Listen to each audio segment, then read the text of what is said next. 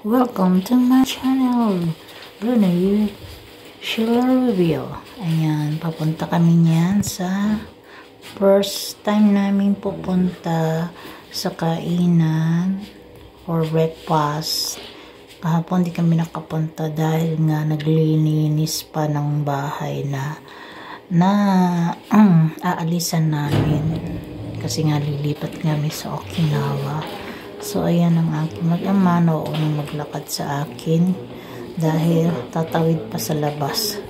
Kuno, yung pala, mali ang oras. So, babalik din kami uli dyan sa aming kwartong napakagulo. Pag wala silang dalawa, maayos-ayos pa. Pagdating na ng dalawa, gugulo na yung kwarto namin. Yan yung lobby ng hotel na aming tinutuluyan. Sa baba, makakabili ka ng iba't ibang drinks. Tapos, mayroon pang tawag doon. Yung cup noodle. Ayan, sa kabila. Diyan. Iba-ibang pagkain, instant, na pwede rin siyang initin. O, meron namang thermos na may mainit na tubig. So, ayan yung pinaka-front sa baba ng hotel na aming tinutuluyan. Mula, ano ba yan? Hanggang 31 kami dyan 30, 29, 38. Mula 28, yan. Kasi nga, inuna muna namin mailabas lahat ng mga basura o mga natitira pang gamit doon sa apartment na tinirhan namin sa loob ng ilang taon. Pagkatapos, naglagay na kami ng mga gagamitin namin hanggang sa makarating na Okinawa. Kaya, may kanya-kanya kami mga bit-bit na anong tawag dito? Hand carry, tapos mayroon kaming luggage. May paglagyan ng tulad ng anak ko. Gamer kasi siya. Meron siyang paglagyan ng kanyang laptop na pang-game. Yan.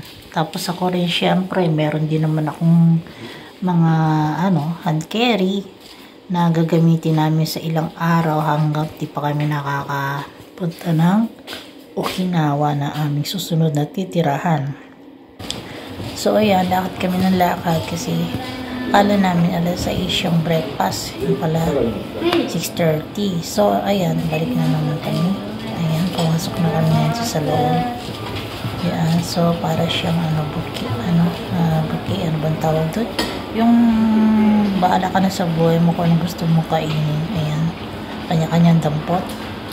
Ang masama niya sa kakabidyo ko, yung ang tawag dito, yung gatas na kinuha ko, natumba. Makikita niyo siya mamaya. Kaya, nabuhos sa lamesa namin. Kakahiya talaga. Pero, syempre, alert ang mga dyan, mga Haponesa.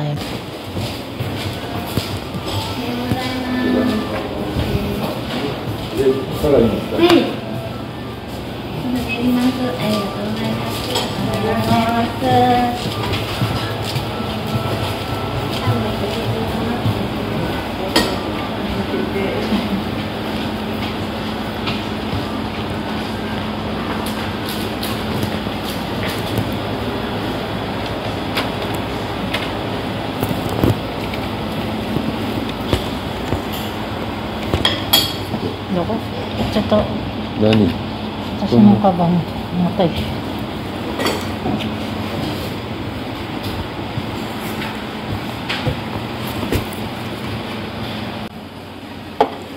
Ayan, nakakuha na kami ng mga pagkain namin. Pang breakfast lang yan. May macaroni, may hotdog, may egg omelette, may miso soup, kanin, mga gulay, may isda, at saka yung parang pinagsama karne na may kulay. Ayan, this may pa. Ayan, yung gatas kung kinuha yung gatas na yung matutumbay dyan. Kakabidyo ko. Ay! Tapos ayan, may malagkit. Ayan, yung kulay verde, malagkit siya. Bigla makikita itong video na to kasi matatabi ko yung gatas. Tatapon dyan sa lamesa. Nakakahiya. Nagkagulo ang buong mundo. Paano nga si Bruno, hindi malaman kung paano niya pupunasan agad yung natabi kong gatas, sarili kong inumin. Kanya-kanya kaming inumin. Yung anak ko, malamig na tubig na may maraming yelo. Si Bruno, ewan ko ano bang inumin ang kinuha niya. Basta ako gatas ang nasa isip ko eh. This is the hotel we stayed.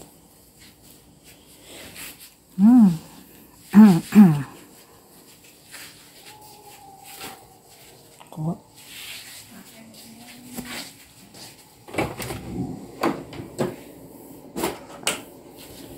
And this is the bathtub and the toilet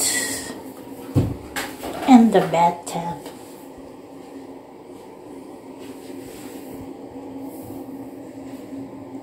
Ito pa yung another side ng aming table. Yan, dyan nagla-laptop ang aking Junakis.